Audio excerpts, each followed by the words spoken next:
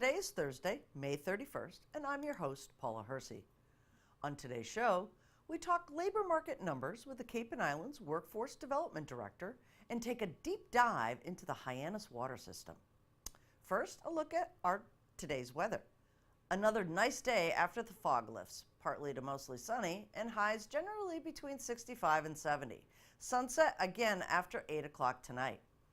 Let's start with some news you can use. The Baker-Polito administration announced over $2 million in grant funding has been awarded to 82 towns and cities across the Commonwealth, including the town of Barnstable, to complete climate change vulnerability assessments and develop resiliency plans through the Municipal Vulnerability Preparedness Program.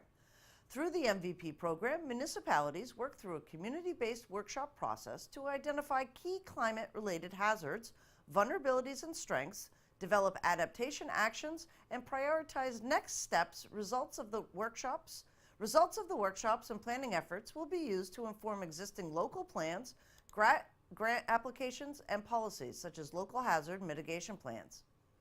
The town of Barnstable has a commitment to its youth, and it sees our future in providing support to programs that help our young adults achieve their dreams and potential. The third annual YMCA Teen Achievers Benefit, held May 18th, provided a glimpse of some of their challenges, their dreams, and their successes as they embark upon the next phase of their lives. Our future is bright with these hardworking teen achievers in our town. This program started about 3 years ago exactly, and we have our alumni with us tonight, which also makes me incredibly proud. You will have obstacles, you will have barriers, and that's all they are. You can get over them, you can get around them with a little bit of hope, a little bit of tenacity. Okay, your dreams are bigger than your obstacles. As you guys know, sometimes we make plans in life, but those plans don't always work out. At the beginning of 2017, my mom lost her job. Times that were tough became tougher. When August arrived, it became pretty clear that I wasn't going to be attending Duke University. And when February came around, I knew the financial aid process would be coming around again, knowing that that was what I previously was not successful in last year. Having a mother from a different country sometimes means that you're not going to know, or they're not going to know. I decided that that wasn't going to stop me from chasing my dreams. When May 1st, the deadline for college decision day came through, I did not get any financial aid from any school. And I'm very happy to say that today I enrolled at Boston College. The help of Renee and the Achiever program received a very generous financial aid award that I can make work, and I know I can. And people like Renee and whoever else contributes to them and helps them find people like me, because certainly God knows I needed it. That's what this program is about. It's about helping our young people in our community who don't have the opportunities and the skills and the support they need to pursue their dreams. But the Y is here to help them on that journey and to help them pursue their dreams. Without question, we believe in you from the tip of your toes to the top of your head, and we will not give up on you. I see you. I see each of you in your uniqueness, in your amazement, in the potential that you realized, or the potential that is yet to be realized. We are 5-star ambassadors. We represent ourselves, our families, our schools, our communities, and our cultural heritage, with dignity and excellence. We are achievers.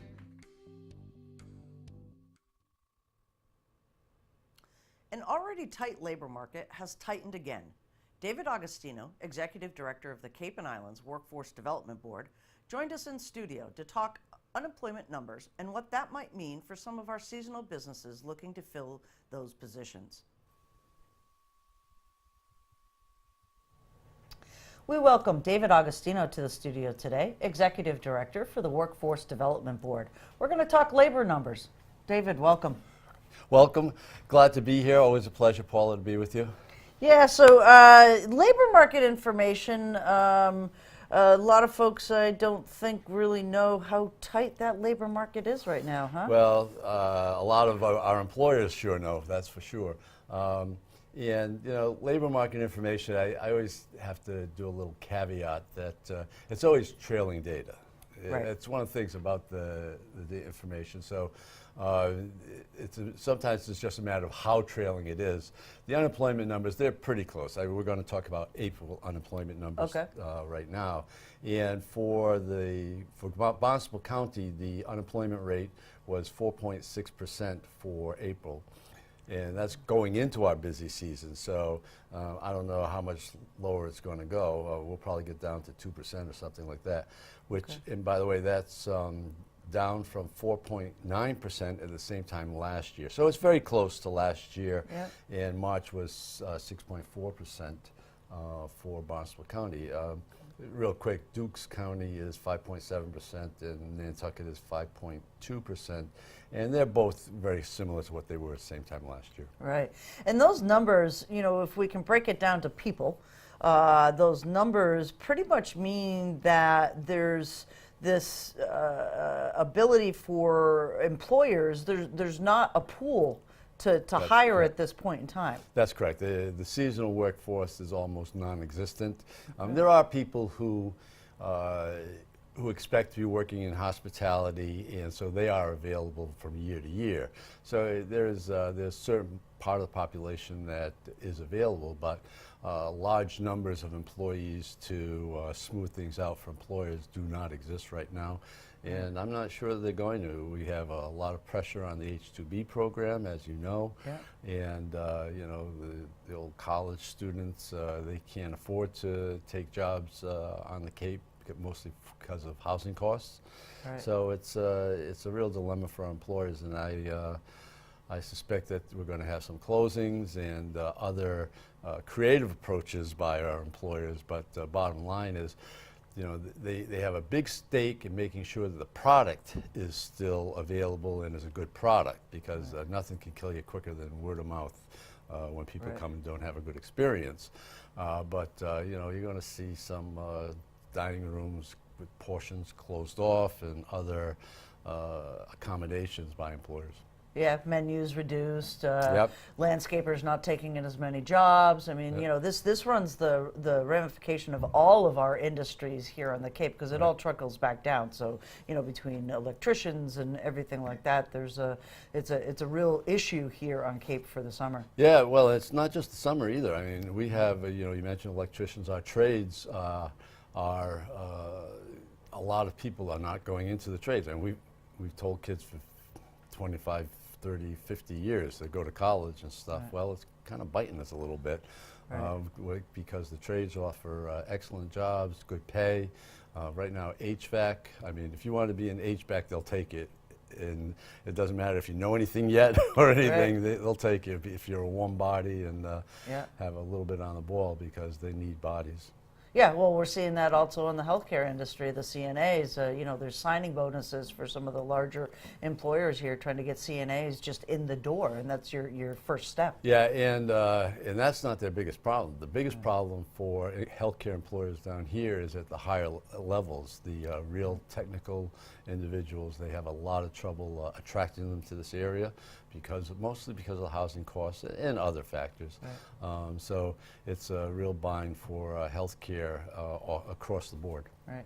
So over the years, you've been in this position for a long time. Is this a historic low that we're seeing, or is it cyclical? No, these are pretty historic lows, really. I've been doing this 17 years, and yeah, I mean, we've seen it down 4%. Thereabouts and stuff, but not for this long. I mean, as I said, on all of them, they're almost the same as last year. So, I mean, this is a pretty long run of lack of words.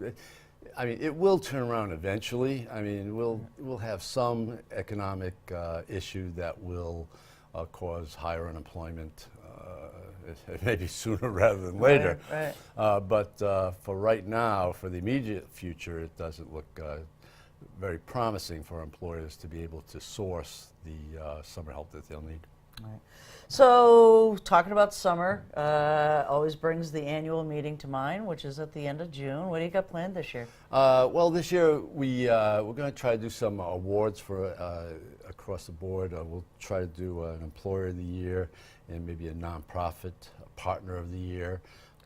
We have a couple of pretty good candidates. The Arts Foundation is always very good to us with our Artworks program. The Cape Cod Foundation kicked into that program this year. So we're looking to honor some of our partners as we go forward. And one of the highlights of our annual meeting the last couple of years have been testimony mostly from our high school students in the School to Careers program.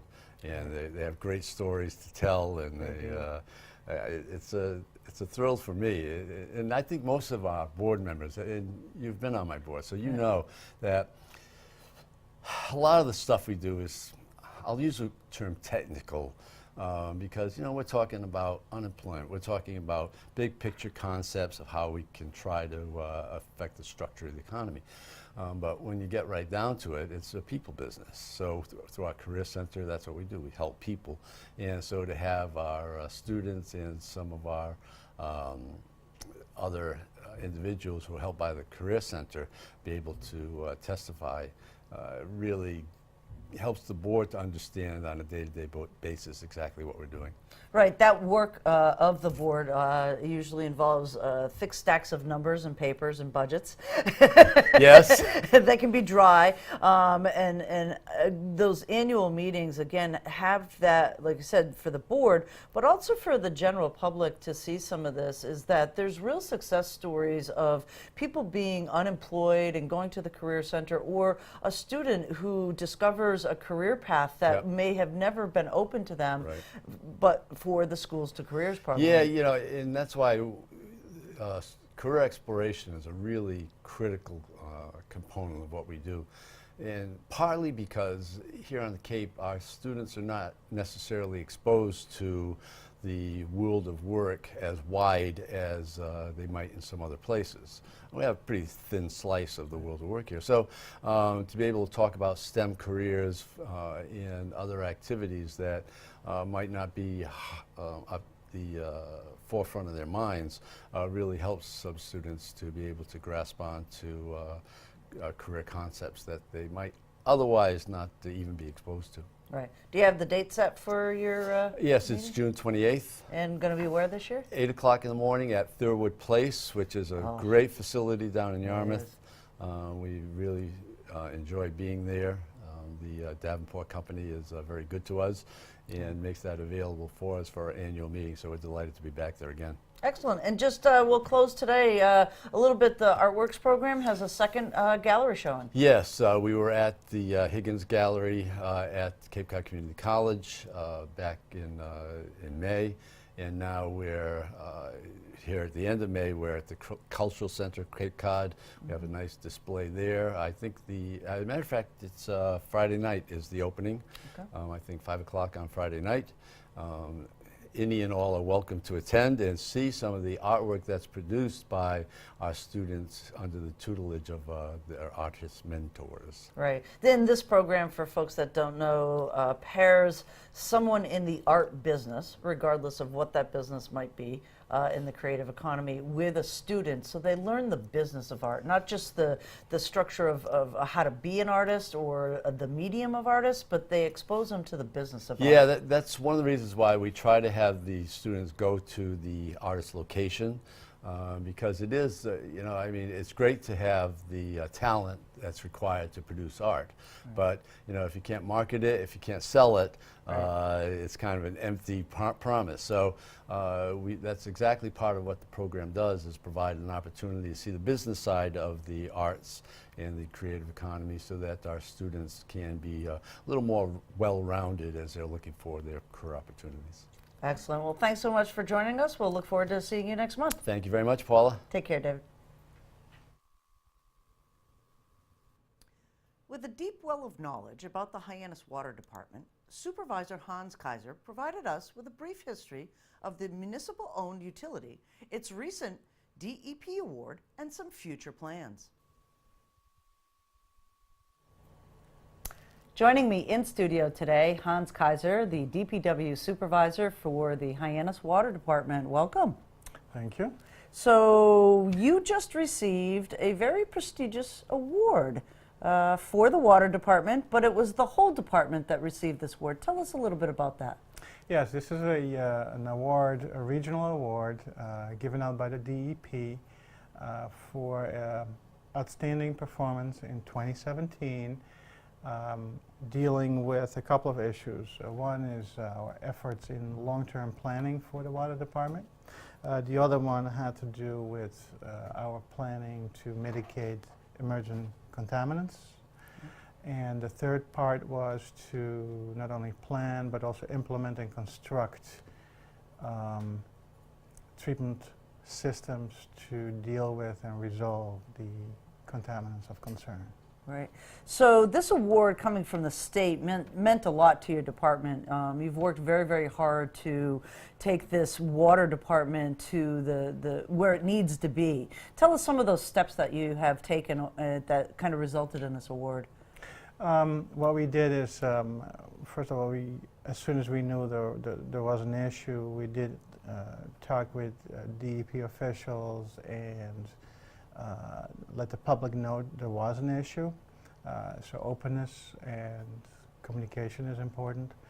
And then we put immediate measures in place to give out bottled water, etc. And we shut the wells down that were affected till we were able to install filter treatment equipment on these wells. But like I said, this is not an issue you can do by yourself. You really work with everybody involved, and I especially want to thank Marcia Salido, our administrative assistant, Michael Gorenstein, he's the project manager, managing all these projects and get them done, DPW administration, the town manager, the Hyannis Water Board, DEP, and even our neighboring water systems that helped us provide water, and actually they still do, the town of Yarmouth Water Department and the COMM Water Department. Because we're still not totally out of the woods yet. We still have to purchase water to blend and mix till we are till we're finished with building a fairly advanced water treatment plant at the MAHA facilities. Okay, so tell us a little bit about the history of this water department, because it's not the normal, like COM is, a couple of different villages got together, and it's not managed by the town. This is managed by the town, but it wasn't always. So there's a history to this water department. Yeah, it's actually a long history. The water system was started in 1911, so it's over 100 years old. And it's been up till 2005, it was a private water company, so a for-profit entity. And then in 2005, the town of Barnstable bought it, and the town manager at that time put it under the DPW as a separate organization, division, a water supply division to manage. And we have oversight of the Hyannis Water Board, where we have 3 members that represent the residential ratepayers in Hyannis and 2 business representatives. So you have a good mix of everybody involved in Hyannis, because Hyannis is kind of the city of Cape Cod in a sense. And they oversee operations, they approve the rates, they give the town manager, because they're advisory to the town manager, they give the town manager advice on operations, projects, and in general, anything they think that's important to discuss and to change or to adjust. Right. So you know that you're working with a lot of different people to make this water system, palatable and safe for everyone. Yes. But what most people don't realize is that you're working with the fire department as well. Yes, we do. Actually, right from the start on in 2005, we were quite involved with the fire department. Because what most people don't realize is a water system is not only for drinking water, it is also for fire protection. The fire department can't do anything if they don't have water coming out of the fire hydrants. So it's our job as a water department to make sure the fire hydrants are in good working order, they're painted, we have plenty of supply, good pressure, and since 2005 we have made major strides in doing that. In 2005, 2006 timeframe, just after the town bought the water system, ISO came down, which is an insurance office that deals with fire insurance for homeowners and for businesses. And they gave us a fairly low rating just because it wasn't managed in the past that well. And just 2 years ago they came down again, and our rating was one of the highest you could get. And so most people in Hyannis have seen a decrease in their homeowners rates because of that. Right, so the insurance rates go down because there's now a system of fire hydrants and pressure, because that's all part of it, Yes. that if there is a fire near your house, it will be fought with, you know, good water. Yes, and yes, the hydrants are now 100% operational. We have good pressure, we have fire flow is taken care of, we have the tanks are taken care of, and that has been a huge improvement. There's been a lot of improvements done on the tanks. Actually, right now we're changing a 80-year-old roof, 100-year-old roof out on one of the tanks, and probably next week we'll put the new roof on the Mary Dunn tank site. Last year we repainted a large tank there, and people driving by on Route 6, they can see the smiley face on it. Those are our tanks. And besides that, we're constantly working with other entities like Mass DOT here on Beerses Way, Route 28. We're working with other DPW departments, if we can, to replace pipe, upgrade pipe, clean pipe out, all through the system. And it's over 100 miles of pipe in Hyannis, so we've got quite a ways to go. Right. And some of that pipe is from 1911? Yes, it is, yes. Wow. And one of the major issues that we're dealing with now is we're going to have to start the cleaning and lining of the water main on Main Street, which is not going to be fun, but it needs to get done. And this fall we're going to start at the Yarmouth Town line and work our way towards School Street and then Barnstable Road. And the idea is to communicate a lot with the business owners and everybody concerned, try to minimize impact, but the reality is it's got to get done. And, Right. We just did West Main Street from the West End Rotary all the way to La France. That was necessary, and that went fairly well. But you know, the reality is, construction is never fun. But if the end result, if it's manageable, and if the end result is you get better water, cleaner water, fire flows improve. And it doesn't fail in a bad way. So, you know, being proactive rather than Yes. reactive to some of these piping issues is a much better outcome if you can do it while it's not broken. That's correct. That's correct. And that is why we do what we do. Because with 100 miles of pipe, you can't possibly wait till everything fails and then try to fix it. It just doesn't work. You have to do it little steps by step. Do it in a controlled way, and manage the money, manage the time, and start doing what's needed most first, and then work your way through the system. Excellent. Anything else anybody needs to know for the water department? Yeah, the other thing what we're doing is, besides working on our pipe replacement and upgrade program, right now we're working on trying to find new wells, because we need new sources.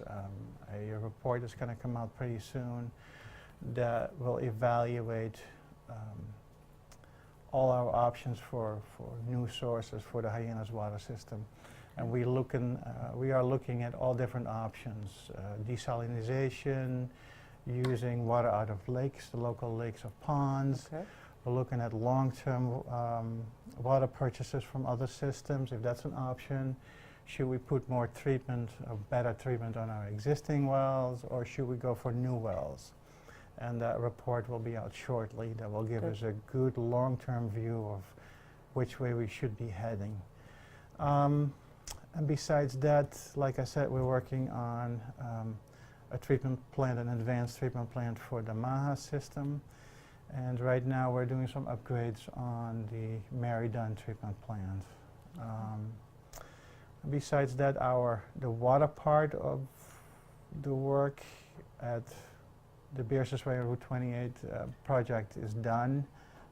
They still have a ways to go, but most of the time the water gets done one of the first things because it's deep. It's 4 or 5 feet deep. And I don't think people realize that is that when construction comes down through for roads, that if you can get your water or gas lines or anything like that done while that construction's happening, you're not tearing up the roads twice and disturbing pipes or anything like that. Yes, So and it's cheaper. it's definitely cheaper. And we like to get more pipe in the ground for less money. So that's the idea, yes. Because the idea is, you really need to be very careful when you spend the ratepayers' money.